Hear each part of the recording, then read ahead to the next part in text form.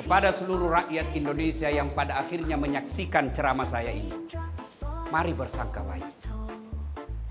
Bapak yang tidak memilih Prabowo, jangan seolah-olah Indonesia sudah mau kiamat. Sangka baik, sangka baik. Anjuran Ketua Majelis Ulama kita tadi menyampaikan, mari jadikan masjid, musola, rumah-rumah ibadah, majelis zikir, majelis taklim, majelis pengajian, galakkan doa bersama agar negara Republik Indonesia selalu diridai oleh Allah Subhanahu wa taala. Agar doa ini cepat terkabul, tidak cukup hanya berdoa, tapi harus berikhtiar. Ikhtiar diutamakan dan sangat diutamakan adalah para politisi, para pejabat yang diberi Allah amanah untuk mengelola negara Republik Indonesia ini. Amanah itu harus Anda tunaikan. Kalau Anda bohong kepada satu orang, hanya gampang berdoa, bertobatnya, datangi rumahnya minta maaf. Tapi kalau Anda berbohong satu Republik Indonesia, di padang mahsyar nanti cari semua pembayar pajak yang ada di Indonesia, Anda harus minta maaf kepadanya.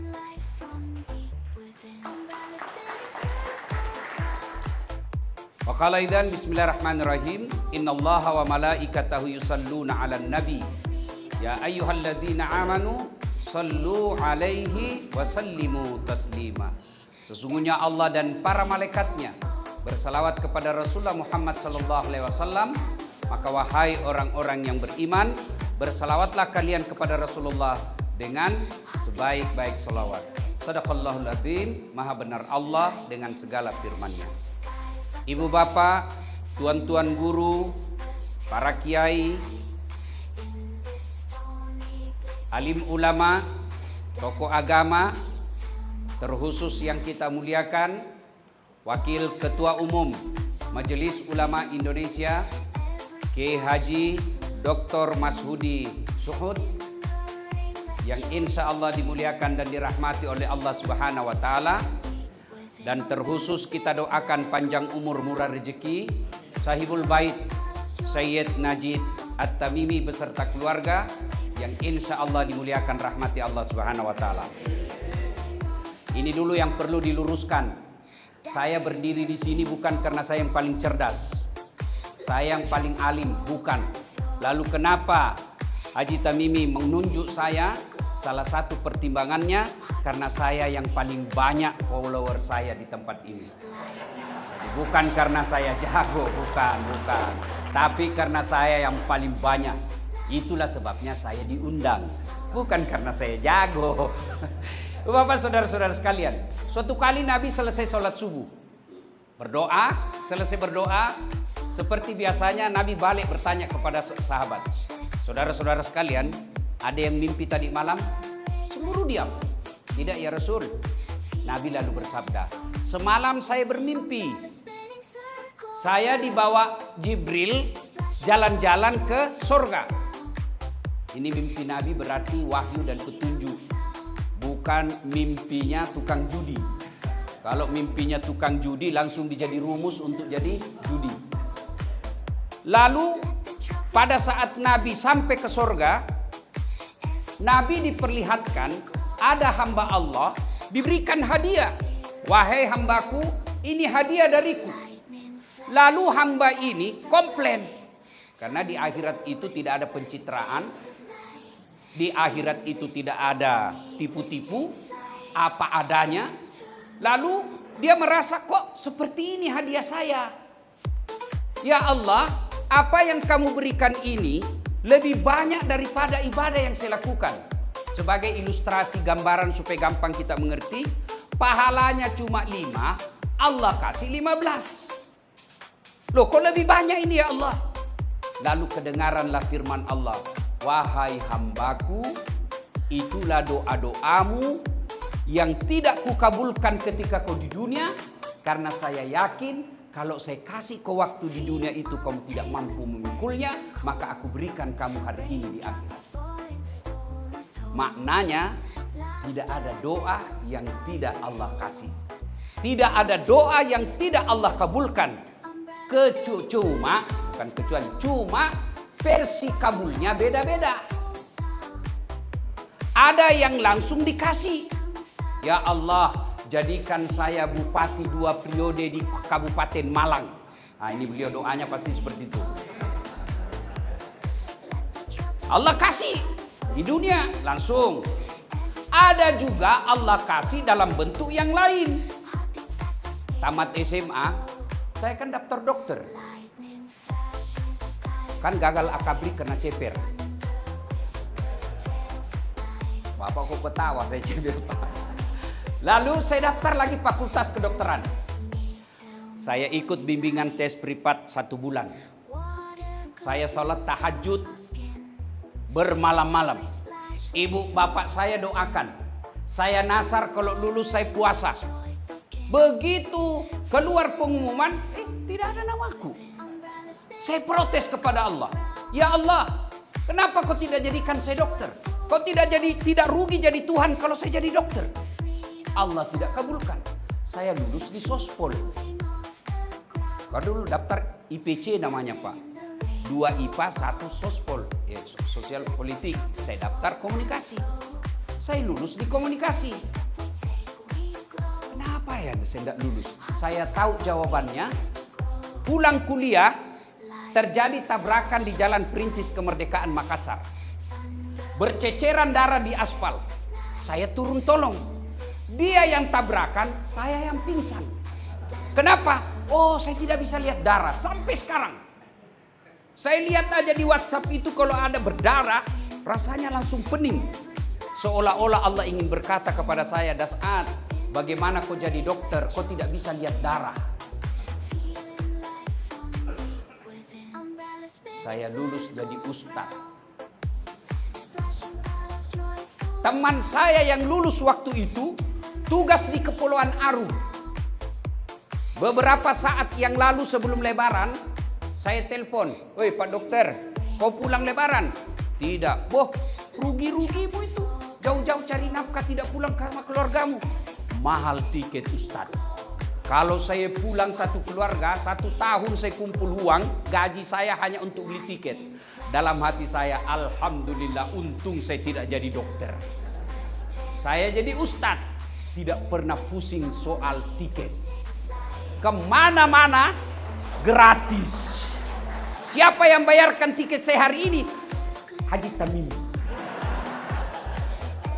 Coba kalau saya jadi dokter waktu itu, mungkin saya tidak sampai di tempat ini. Coba kalau saya jadi dokter pada saat itu, saya tidak ceramah di depan presiden nasihati. Saya tidak gaspol di depan Kapolri, barangkali Kapolri yang cari saya. Alhamdulillah, Allah berikan dalam bentuk yang lain. Jadi itulah sebabnya doa terus.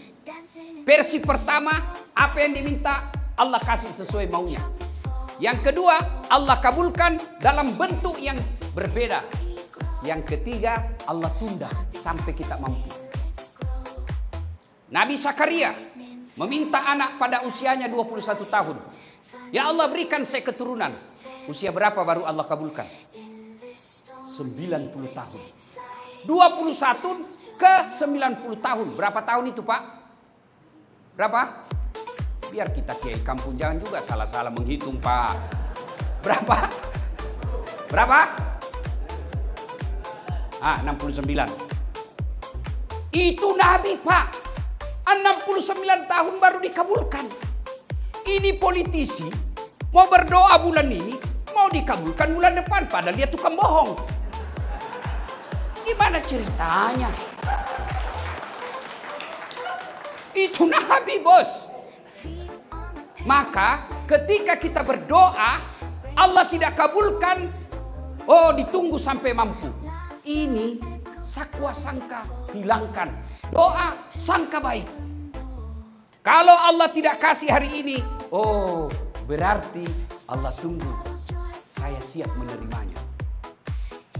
2013 yang lalu, saya ikut Pilwali Makassar. 10 pasang calon, Pak.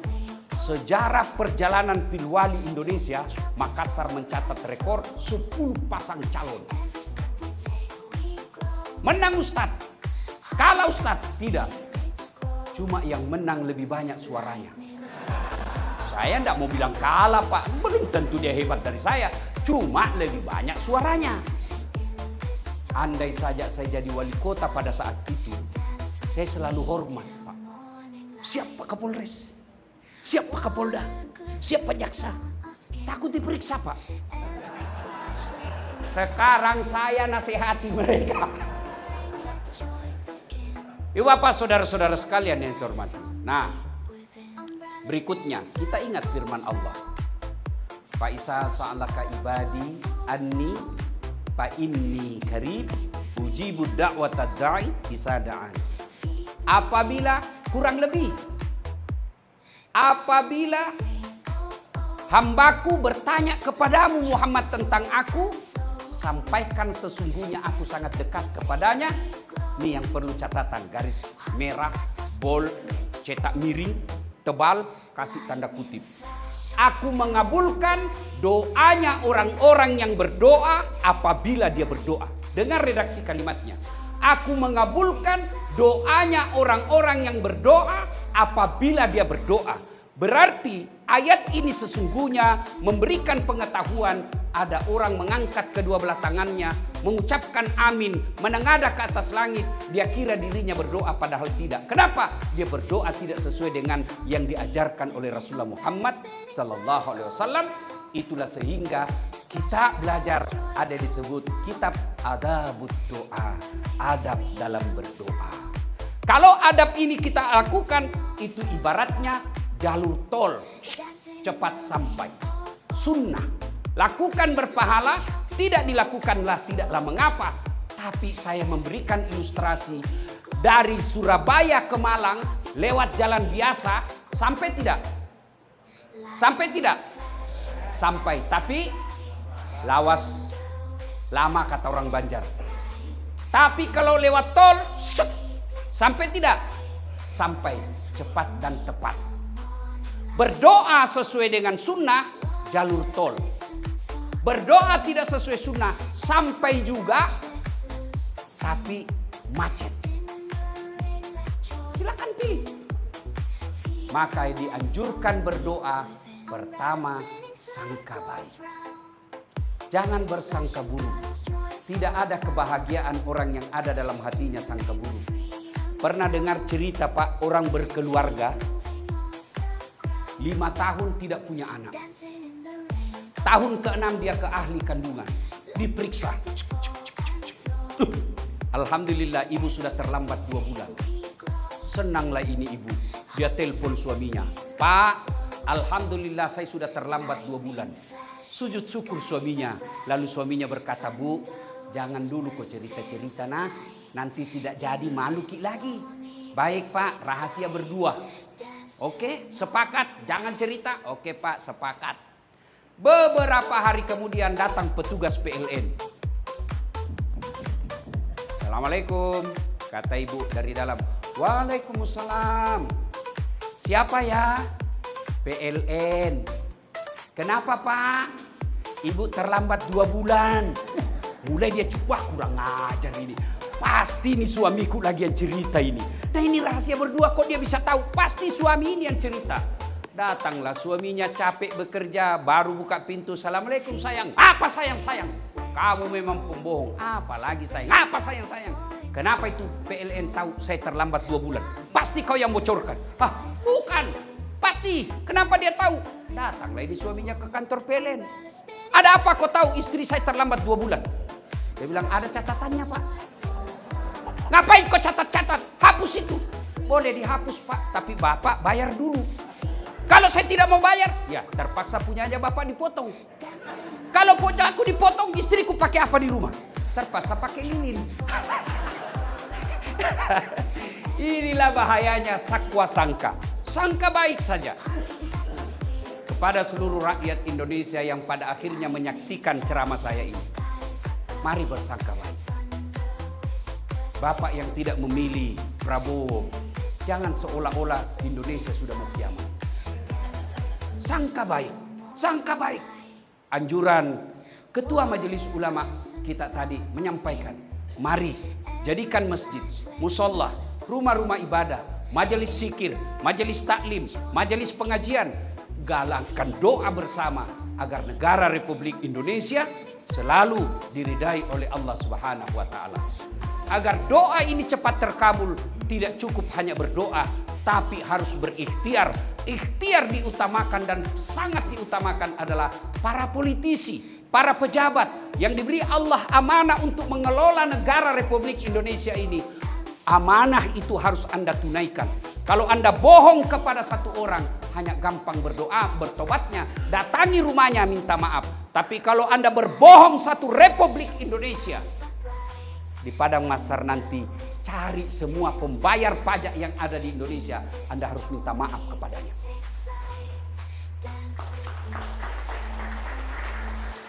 Ibu bapak saudara-saudara sekalian, terlalu banyak tentu harapan kita, terlalu banyak keinginan kita kepada presiden terpilih. Dan saya yakin Bapak Prabowo dan wakil presiden terpilih akan menunaikan janjinya. Di tempat ini saya mendengarkan beliau berjanji akan memerangi kemiskinan. Dan kemiskinan itu adalah lebih banyak di kampung-kampung kita, saudara-saudara kita. Dan itulah ladang amal, ladang dakwah para kiai kampung. Maka kita berharap kepemimpinan yang akan datang menjadikan kiai-kiai kampung untuk mitra dalam mensejahterakan, meningkatkan ketakwaan kepada Allah Subhanahu wa taala, mewujudkan amanah konstitusi. Bangunlah jiwanya, bangunlah raganya. Bangun jiwanya tugasnya kiai kampung, bangun raganya kiai tugasnya para pemimpin Republik Indonesia. Kalau ini kita amanahkan, kalau ini kita jalankan bersama, insya Allah kita akan mencapai janji Allah. Walau anna ahlal qura amanu wattaqau lafatahna alaihim barakatim minas samai wal ard. Apabila penduduk suatu negeri beriman dan bertakwa kepadaku, maka aku akan turunkan keberkahan dari langit dan keberkahan dari dalam tanah. Bapak mau lihat buktinya? Coba di Saudi, Pak. Saya tidak menganggap mereka malas, tapi rasa-rasanya kita lebih rajin mencari nafkah daripada orang di Arab, Pak. Orang Arab, Pak, siang tidur dia, Pak. Dari pagi sampai duhur tidur, sudah duhur lagi tidur lagi. Tidak ada itu part-time-nya. Nipas-nipas saja datang pembeli. Yalla Indonesia. Tapi tidak ada orang Saudi datang dari TK menjadi tenaga kerja di Indonesia. Kita setengah mati kerja. Banyak tenaga kerja Indonesia, bahkan ada yang dipancung kepalanya di sana. Kenapa? Karena mereka betul-betul mengindahkan ketakwaan kepada Allah Subhanahu wa taala. Kadangkala kita punya Pancasila sila pertama diabaikan ketuhanan yang Maha Esanya. Mudah-mudahan acara ini menggugah kita semua untuk kembali mengamalkan sila pertama, ketuhanan yang Maha Esa. Dan kita awali di tempat ini musyawarah berdoa bersama kiai kampung seluruh Indonesia. Bapak Ibu saudara-saudara sekalian, sebelum saya akhiri, saya ingin menyampaikan terima kasih sedalam-dalamnya kepada 3 calon presiden Republik Indonesia. Bapak Anies Rashid Baswedan, Bapak Prabowo, kemudian Bapak Ganjar. Terima kasih yang sebesar-besarnya telah mengajari kami rakyat Indonesia untuk berdemokrasi. Berjiwa besar setelah ada pengumuman pemenang, sama-sama menerima hasil pemilu, lalu kita kembali bersatu mewujudkan pembangunan agar rakyat Indonesia baldatun thayyibatun wa rabbul ghafur. Yang kedua, kita berdoa sepenuh hati, seikhlasnya, sepenuh hajat kepada Allah Subhanahu wa taala. Semoga Bapak Prabowo dan Wakil Presiden terpilih Allah berikan hidayah, kekuatan, kemampuan untuk istiqamah dalam janji-janji politik, dan kita rakyat Indonesia bersatu padu mewujudkan keinginan ini. Tidak ada lagi 01, tidak ada lagi 02, tidak ada lagi 03. Yang ada adalah sila ketiga, persatuan Indonesia. Dan yang terakhir, terima kasih setinggi-tingginya kepada Syed Najib Tamimi yang telah mengumpulkan kita di tempat ini. Saya pikir-pikir, apa yang mau dicapai? Kalau beliau mau senang-senang tidak mau ngurusin bangsa, sudah pengusaha, rumah enak begini, ada usaha yang jalan, anak-anak sudah pada jadi. Tapi punya kepedulian. sehingga kita diundang. Dan saya yakin dihitung jari rumah pengusaha yang selalu didatangi puluhan bahkan ratusan kiai. Dan didatangi kiai itu insya Allah bawa berkah. Dan orang baik sesungguhnya bukan yang jitatnya hitam gara-gara sholat tapi tidak ada yang senang. Bukan yang bagus tahajudnya tapi seluruh komplek tidak mencintainya. Tapi siapa di antara kita yang baik, kata Nabi, khairun nas anfa'uhum linnas. Sebaik-baik manusia di antara kalian adalah yang paling banyak manfaatnya. Semoga Pak Tuan Haji Najib Tamimi masuk di antara golongan ini. Terima kasih, lebih dan kurangnya mohon dimaafkan. Usikum wa nafsi bitaqwallah, fastabiqul khairat. Assalamualaikum warahmatullahi wabarakatuh.